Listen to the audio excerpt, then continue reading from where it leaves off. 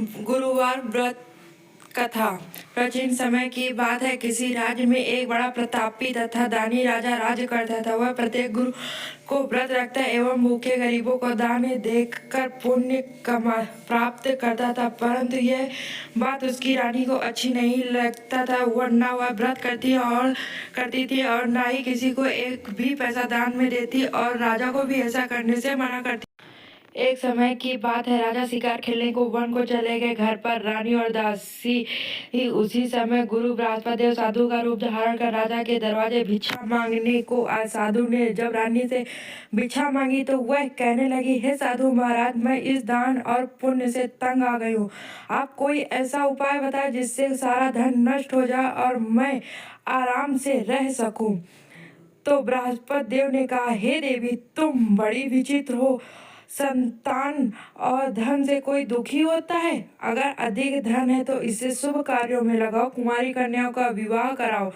विद्यालय और बाग बगीचों का निर्माण कराओ, जिससे तुम्हारे दोनों लोग सुधरे। परंतु साधु की इन बातों से रानी को खुशी नहीं हुई। उसने कहा, मुझे ऐसे धन की आवश्यकता नहीं जिसे मैं दान दूं और उसे संभालने में मेरा सारा समय नष्ट हो जाए। तब साधु ने कहा, यदि तुम्हारी ऐसी इच्छा है तो तुम वैसा ही करना। अब बृहस्पति, जैसा मैं बता रहा हूँ, बृहस्पतिवार के दिन घर को गोबर से लीपना, अपने केसों को पीली मिट्टी से धोना, केसों को धोते समय स्नान करना, राजा से हजामत बनवाने को कहना, भोजन में मांस मदिरा खाना, कपड़ा धोबी के यहाँ धुलने डालना। इस प्रकार 7 बृहस्पतिवार करने से तुम्हारा समस्त धन नष्ट हो जाएगा।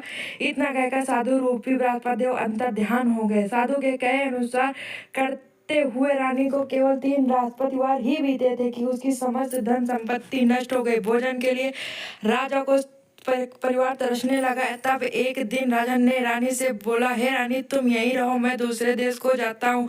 परंतु क्योंकि यहाँ पर सभी लोग मुझे जानते, इसीलिए मैं यहाँ कोई छोटा कार्य नहीं कर सकता। ऐसा कहकर राजा परदेश चला गया। वहाँ जंगल से लकड़ी काट कर लाता और शहर में बेचता। इस तरह वह अपना जीवन व्यतीत करने लगा। इधर राजा के प्रदेश जाते ही रानी दासी दुखी रहने लगी। एक बार जब रानी और दासी को 7 दिन तक बिना भोजन के रहना पड़ा तो रानी ने अपनी दासी से कहा, हे दासी, पास के ही नगर में मेरी बहन रहती है, वह बड़ी धनवान है, तू उसके पास जा और कुछ ले आ ताकि थोड़ा बहुत गुजर बसर हो जाए। दासी रानी के पास गई। उस दिन बृहस्पतिवार था और रानी की बहन उस समय बृहस्पतिवार की व्रत की कथा सुन रही थी। दासी ने रानी की बहन को अपनी रानी का संदेश दिया, लेकिन रानी की बड़ी बहन ने कोई उत्तर नहीं दिया। जब दासी ने रानी की बहन से कोई उत्तर नहीं मिला तो वह बहुत दुखी हुई और उसे क्रोध आया। दासी ने वापस आकर रानी को अपनी सारी बात बता दी। सुनकर रानी ने अपने भाग्य को कोसा। उधर रानी की बहन ने सोचा कि मेरी बहन की दासी आई थी, परंतु मैं उससे नहीं बोली, इससे वह बहुत दुखी हुई होगी।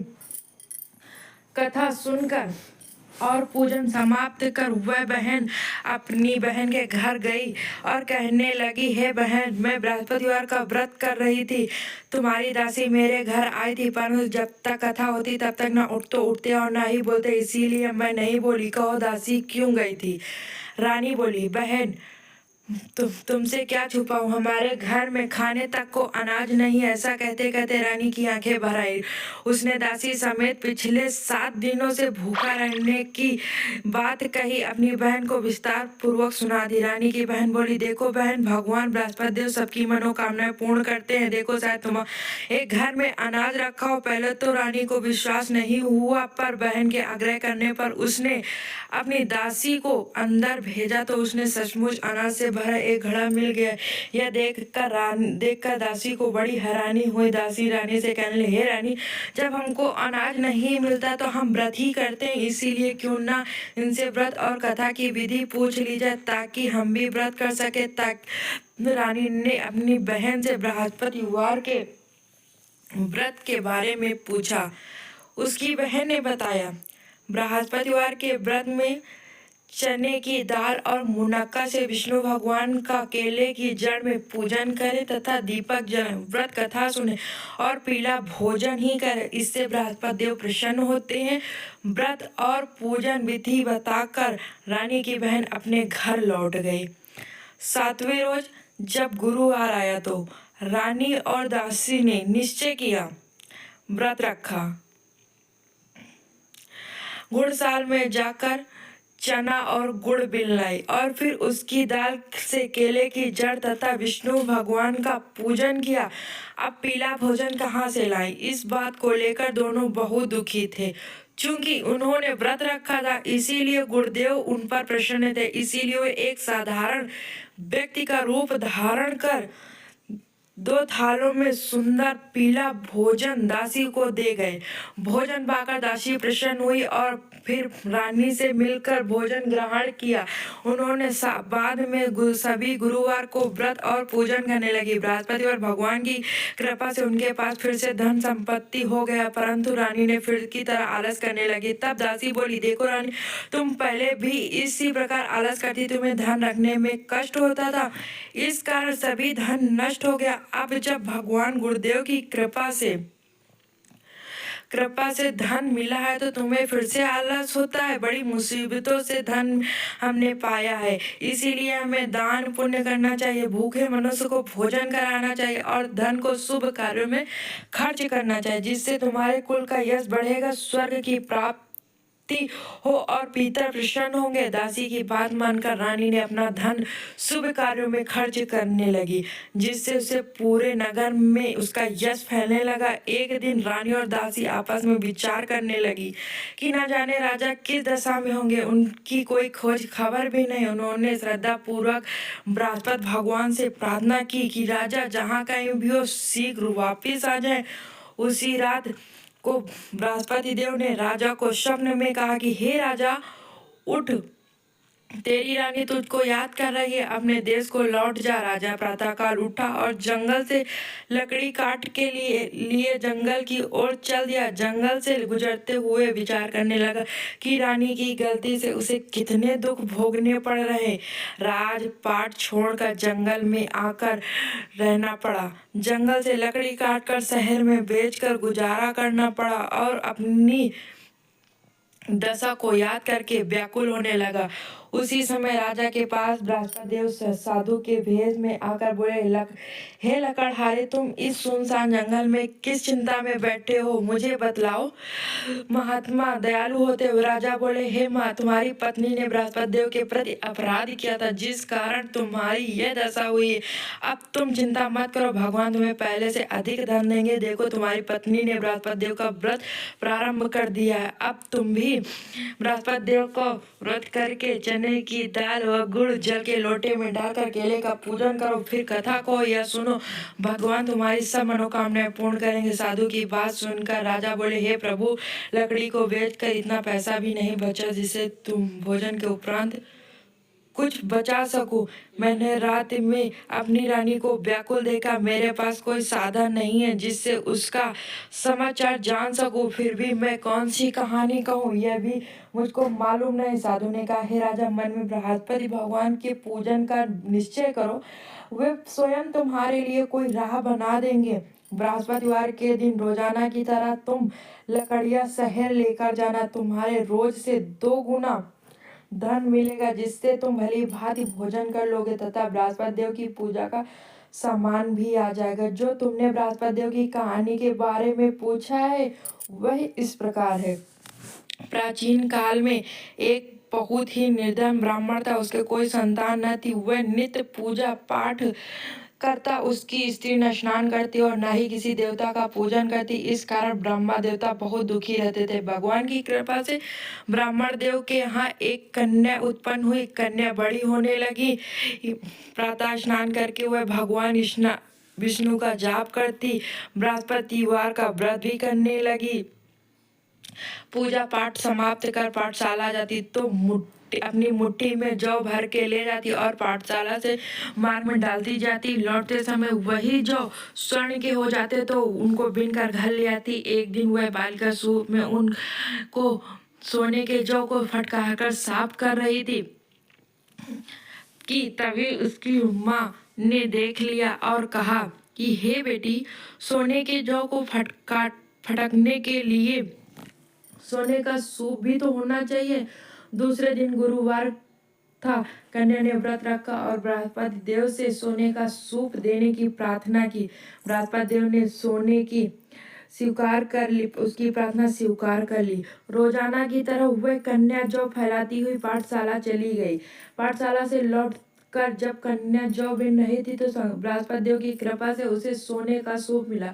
उसे वह घर ले आई और उससे जौ साफ करने लगी, परंतु उसकी माँ का वही ढंग था। एक दिन की बात है, कन्या सोने के सूप में जौ साफ कर रही थी। उसी समय नगर का राजकुमार वहां से निकला। कन्या के रूप में कार को देखकर वह उस पर मोहित हो गया। राजमहल आकर वह भोजन तथा जल त्याग कर उदास होकर लेट गया। राजा को जब राजकुमार द्वारा अन्न जल त्यागने का समाचार ज्ञात हुआ तो अपने मंत्रियों के साथ वह अपने पुत्र के पास गया और कारण पूछा। राजकुमार ने राजा को उस लड़की के बारे के घर का पता दी। मंत्री ने ब्राह्मण के समक्ष राजा की ओर से निवेदन किया। कुछ दिन बाद ब्राह्मण की कन्या का विवाह राजकुमार के साथ संपन्न हो गया।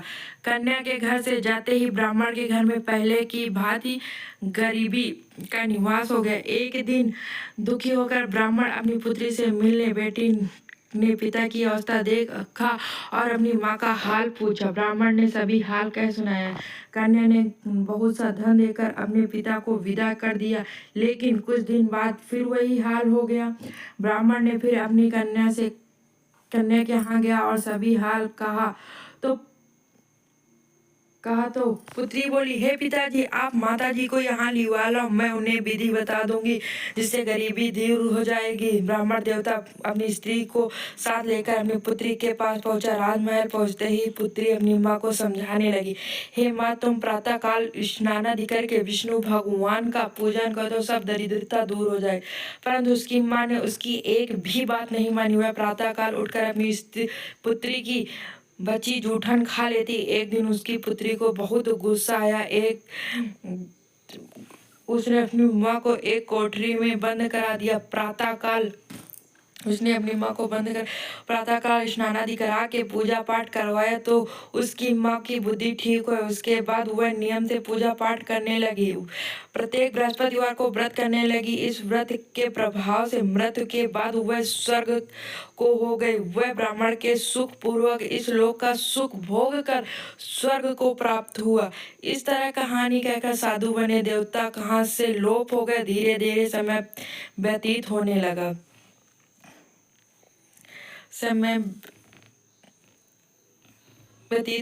फिर बृहस्पतिवार का दिन आया। राजा जंगल से लकड़ी काटकर शहर बेचने लगा। उसे उस दिन में कई दिनों से अधिक धन मिला। राजा ने चना गुड़ आदि लाकर बृहस्पतिवार का व्रत किया।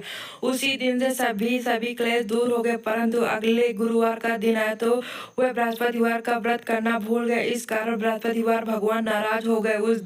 उसी समय नगर के राजा ने विशाल यज्ञ का आयोजन किया था तथा अपने समस्त राज्य में घोषणा करवा दी कि सभी मेरे यहाँ भोजन करने आवे। किसी के घर में चूल्हा न जलेगा। इस आज्ञा को जो न मानेगा उसको फांसी दे दी जाएगी। राजा की आज्ञा अनुसार राज्य के सभी वासी राजा के भोज में सम्मिलित हुए, लेकिन लकड़हारा कुछ देर से पहुंचा, इसीलिए राजा को उसके अपने साथ महल ले गए। जब राजा लकड़हारे को भोजन करा रहे थे तो रानी की दृष्टि उस खूंटी पर पड़ी जिस पर उसका हार लटका हुआ था। उसे हार खूंटी पर लटका नहीं दिखाई दिया। रानी ने निश्चय हो गया कि मेरा हार लकड़हारे ने चुरा लिया है। उसी समय सैनिक बुलवाकर उसको जेल में डलवा दिया। लकड़हारा जेल में विचार करने लगा कि न जाने कौन सा पुनर्जन्म के कर्म से मुझे यह दुख प्राप्त हुआ और जंगल से मिले साधु को याद करने लगा। तत्काल बृहस्पति ने साधु के रूप में प्रकट हो गया और कहने लगे, अरे मूर्ख, तूने बृहस्पति देवता की कथा नहीं कही, उसी कारण तुझे यह दुख प्राप्त हुआ। अब चिंता मत कर। बृहस्पतिवार के दिन जेल खाने के दरवाजे पर तुझे 4 पैसे पड़े मिलेंगे। तुमसे तू बृहस्पतिवार की पूजा करना तो तेरे सारे कष्ट दूर हो जाएंगे। अगले बृहस्पतिवार उसे जेल के द्वार पर 4 पैसे मिले। राजा ने पूजा का सामान मंगवाया, कथा कही और प्रसाद बांटा। उसी समय बृहस्पति देव ने उसी नगर के राजा को स्वप्न में कहा, हे राजा, तूने जिसे जेल में बंद किया उसे कल छोड़ देना, वह निर्दोष है।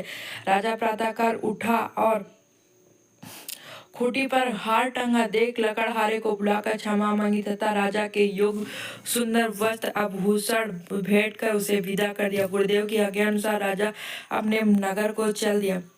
राजा जब नगर के निकट पहुंचा तो उसे बड़ा ही आश्चर्य हुआ।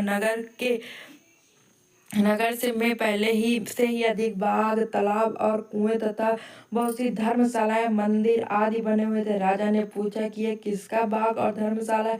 तब नगर के सब लोग कहने लगे कि यह सब रानी और दासी द्वारा बनवाए गए हैं। राजा को आश्चर्य हुआ और गुस्सा भी आया कि उसकी अनुपस्थिति में रानी के पास इतना धन कहाँ से आया होगा। जब रानी को यह खबर मिली कि राजा आ रहे हैं तो उसने अपनी दासी से कहा, हे दासी, देख राजा हमको कितनी बुरी हालत में छोड़कर गए थे।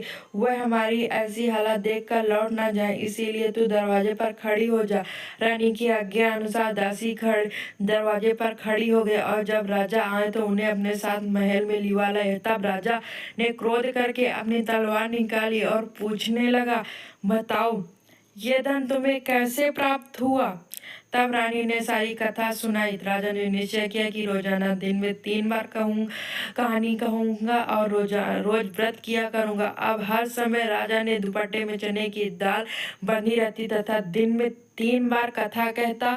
एक रोज राजा ने विचार किया कि चलो अपनी बहन के यहाँ हुआ। और इस तरह का निश्चय कर राजा घोड़े पर सवार अपनी बहन के यहाँ चल दिया।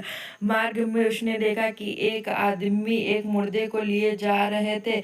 उन्होंने रोककर राजा ने कहने लगे कि अरे भाइयों, मेरी कहानी बृहस्पतिवार की कथा सुन लो। वे बोले, लो हमारा आदमी मर गया है, परंतु इनको कहानी की पड़ी। परंतु कुछ आदमी बोले, अच्छा कहो, मैं तुम्हारी कथा सुनेंगे। राजा ने दाल निकाली और कथा कहनी शुरू कर दी। जब कथा आधी हुई तो मुर्दा हिलने लगा और जब तक कथा समाप्त हुई तो राम राम करके वो मुर्दा खड़ा हो गया। राजा आगे बढ़ा, उससे चलते चलते शाम हो गई। आगे मार्ग में उसे एक किसान खेत में हल चलाता मिला। राजा ने उससे कथा सुनने का आग्रह किया, लेकिन वह नहीं माना। राजा आगे बढ़ा तो राजा के हटते ही बैल पछाड़ खाकर गिर गया तथा किसान के पेट में बहुत जोर से दर्द होने लगा। उसी समय किसान की माँ रोटी लेकर आई। उसने जब देखा तो अपने पुत्र से सब हाल पूछा। बेटे ने सभी हाल बता दिया। बुढ़िया दौड़ी दौड़ी उस घुड़सवार के पास पहुंची और उससे बोली, मैं तेरी कथा सुनूंगी, तू अपनी कथा मेरे घर पर खेत पर ही चलकर कहना। राजा ने लौटकर बुढ़िया को खेत पर कथा जाकर कही, जिससे सुनते ही बैल खड़े हो गए तथा किसान के पेट का दर्द भी बंद हो गया। राजा ने अपने बहन के घर पहुंच गया। बहन के घर में भाई की खूब मेहमानी। दूसरे रोज प्रातःकाल राजा जगा तो वह देखने लगा कि सब लोग भोजन कर रहे हैं। राजा ने अपनी बहन से पूछा, ऐसा कोई मनुष्य है जिसने भोजन नहीं किया हो, वो जो बृहस्पतिवार की कथा सुन ले। बहन बोली, हे भैया, ये ऐसा ही देश है, यहाँ पहले लोग भोजन करते हैं, बाद में कोई अन्य काम करते हैं। फिर वह एक कुम्हार के घर गए जिससे लड़का बीमार था। उसे मालूम हुआ कि यहाँ 3 दिन से किसी ने भोजन नहीं किया। रानी ने अपने भाई की कथा सुनने के लिए कुम्हार के यहाँ वहाँ तैयार हो गए। राजा ने जाकर बृहस्पति देव की कथा कही, जिसको सुनकर उसका लड़का ठीक हो गया। अब तो राजा को प्रशंसा होने लगी। एक दिन राजा ने अपनी बहन से कहा, हे बहन, अब मैं अपने घर जाऊंगा, तुम भी तैयार हो जाओ। राजा की बहन ने अपनी सास से अपने भाई के साथ जाने की आज्ञा मांगी। राजा सास बोली, हाँ चली जा, मगर अपने लड़कों को मत ले जाना, क्योंकि तेरे भाई की कोई संतान नहीं है। बहन ने अपने भाई से कहा, हे भैया, मैं तो चलूंगी, मगर कोई बालक नहीं जाएगा। अपनी बहन को भी छोड़कर दुखी मन से राजा अपने नगर को लौट गया। राजा ने अपनी रानी से सारी कथा बताई और बिना भोजन किए सैया पर लेट गया। रानी बोली, हे प्रभु, बृहस्पति देव ने हमें सबको दिया हुए हमें संतान अवश्य देंगे। उसी रात बृहस्पति देव ने राजा को स्वप्न में कहा, हे राजा, उठ, सभी सोच त्याग दे, तेरी रानी गर्भवती है। राजा को यह जानकर बड़ी खुशी हुई। 9वें महीने में रानी के गर्भ से एक सुंदर पुत्र पैदा हुआ। तब राजा ने बोला, हे रानी, स्त्री बिना भोजन के रह सकती, परंतु बिना कहे नहीं रह सकती। जब मेरी बहन आए तो तुम मुझसे कुछ मत कहना। रानी ने हाँ कर दी। जब राजा की बहन यह शुभ समाचार सुना तो वह बहुत खुशी हुई तथा बधाई लेकर अपने भाई के यहाँ आई। रानी तब उनसे उलाहना देते हुए कहा, जब भाई अपने साथ ला रहे थे तब टाल गई, उनके साथ नहीं, और आज अपने आप ही भागी भागी बिना बुलाए आ गई। तो राजा की बहन बोली, भाई मैं इस प्रकार न कहती तो तुम्हारे घर औलाद कैसे होती। बृहस्पति देव सभी की मनोकामनाएं पूर्ण करते हैं। जो सद्भावना पूर्वक बृहस्पतिवार का व्रत करता है एवं कथा पढ़ता तथा अथवा सुनता है और दूसरों को सुनाता है, बृहस्पति देव उनकी सभी मनोकामनाएं पूर्ण करते हैं, उनकी सदैव रक्षा करते हैं। जो संसार में सद्भावना से गुरुदेव का पूजन एवं व्रत सच्चे हृदय से करते हैं, उनकी सभी मनोकामनाएं वैसे ही पूर्ण होती हैं जैसे सच्ची भावना से। रानी और राजा ने बृहस्पति देव की कथा का गुणगान किया तो उनकी सभी इच्छाएं बृहस्पति देव जी ने पूर्ण की। अनजाने में भी बृहस्पति देव की उपेक्षा न करें, ऐसा करने से सुख शांति नष्ट हो जाती। इसीलिए सबको कथा सुनने के बाद प्रसाद लेकर जाना चाहिए, हृदय से उनका मनन करना चाहिए, करते हुए बोलना चाहिए, इसीलिए बृहस्पति देव भगवान की